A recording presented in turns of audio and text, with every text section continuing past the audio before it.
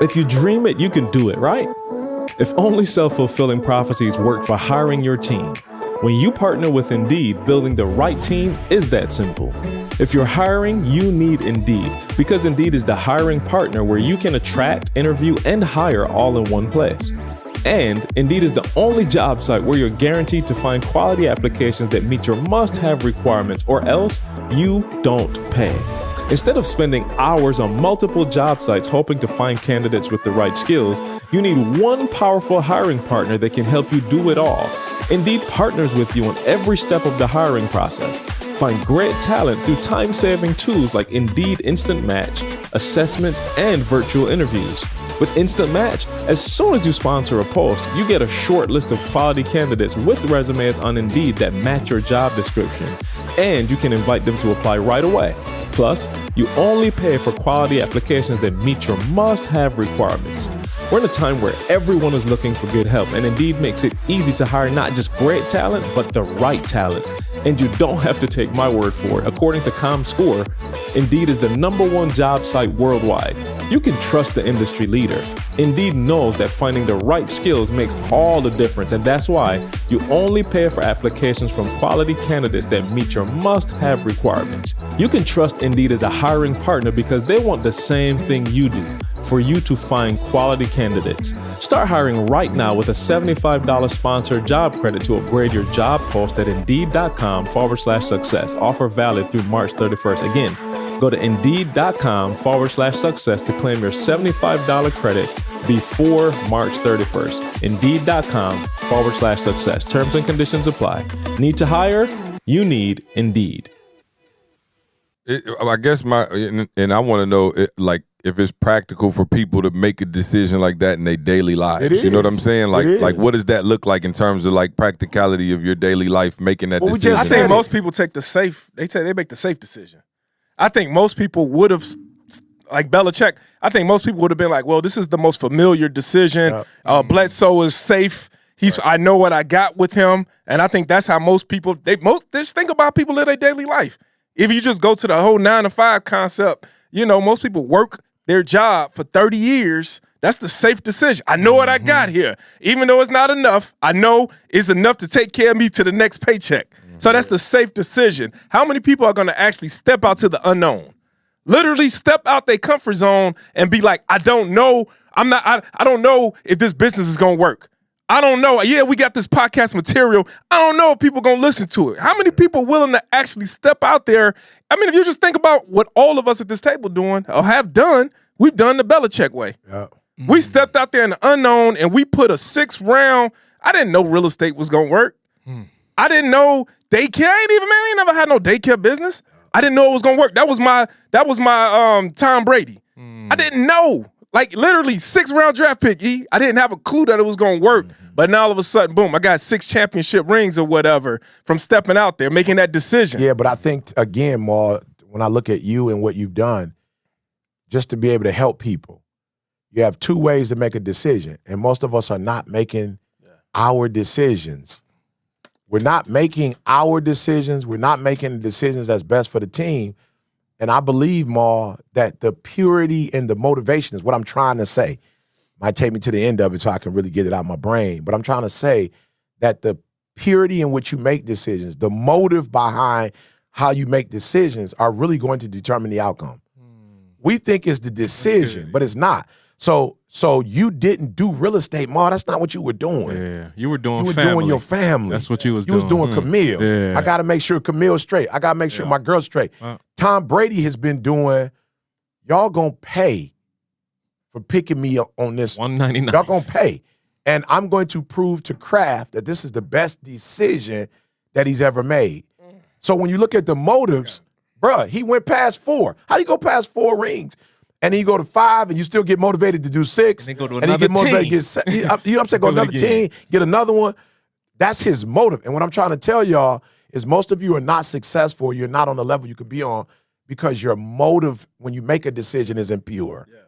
And you're not a bad human, but you are distracted. It's what I said. You've seen some of the greatest wide receivers miss a very important catch that they could turn and win a touchdown. Why? Because you're concentrating. Your motives aren't pure. You concentrating on getting hit. That's not what you should be focusing on. You should be focusing on catching the ball. And then once you catch the ball, whatever has to happen after that, it happens after that. And so when I look at a Jerry Rice, bro, you look at Jerry Rice, he's never like done no bombs or nothing. Like he don't really catch 50-yard bombs. But what you'll do is see him run a 5 in-out route, a 7 slant. But you'll see him go catch the ball. And then after he catch the ball, anything can happen after that. You feel what I'm saying? My man went to HBCU. So he like worse than Tom Brady in terms of, you know, yeah, you know what I'm saying? He didn't come from no big program. But I'm looking at people who operate at a very high level and their decision-making is pure. When I look at other people, it's like, yup, you just made a decision off of fear. That wasn't even what you thought it was. Like, you thought like something was about to happen, bad or whatever, and so you start saying, okay, I'm gonna do this, that. You didn't even make a decision that was best for your family. Yeah. You didn't make a decision that was best for your wife, for your kids. That's not the kind of decision you made.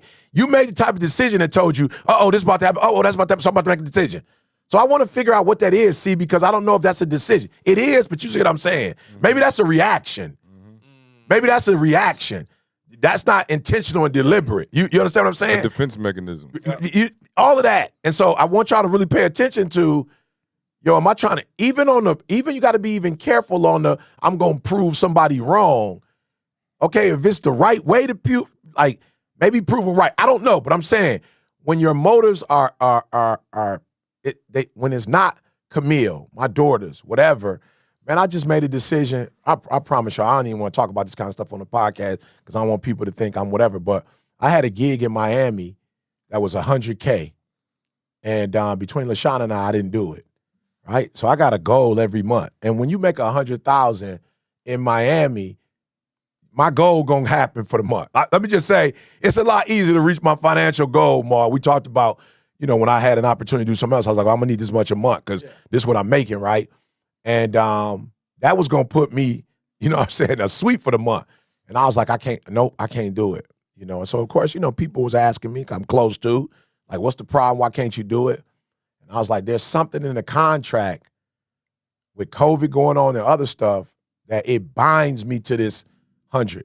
So if I cannot make it, I'm gonna be penalized. I'm gonna have to pay this 100. You feel me? Wow. Everybody was like, what's the probability of you not? And I was like, that's not how I make decisions on the probability if I'm gonna make it or not. That's not how I make decisions. The way y'all writing this contract is it benefits you. You have an advantage. I don't have an advantage, or it's not mutual. So it's not, if you can't come, but it's not negligence, but it's COVID, it's the plane, had a mouth, whatever. Then you're going to get out of it. And I know this to be true. So I was like, I can't do it. So I was teasing LaShawna. I was like, LaShawna, you the one made me see this in the contract. You messed up my money for the month. And so I was like, here's what I want you to do. I'm going to need you to pray about it and get it, whatever.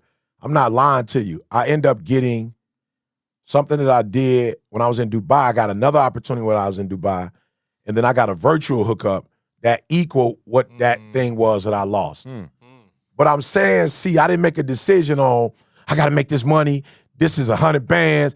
This don't come across every day. I don't know if I'm going to get another 100 band opportunity. You know what I'm saying? Because I'm kind of like at 75, and somebody's like, I'm willing to go over. You just got to sign this contract saying it's a guarantee. And I'm like, I'm not even God. I can't guarantee if I'm going to be alive or not. And if I end up dying, then my wife got to pay that money back because I didn't. And so for me, I made a decision that was best, that was on, as Maul always say, on the 5 pillars. Yeah. That's why you got to have the pillars. I made it based on the 5 pillars, and when I did give me the term litmus, how do you say it? Litmus test. Yep. It didn't come out pure. It came out grainy. Like, a lot of money, possibilities are there. You can add this to the bank, but based on your principles and your values and your belief system, it doesn't measure up, and it would be your luck. And people always say, man, I got bad luck. No, you don't. You got bad motives.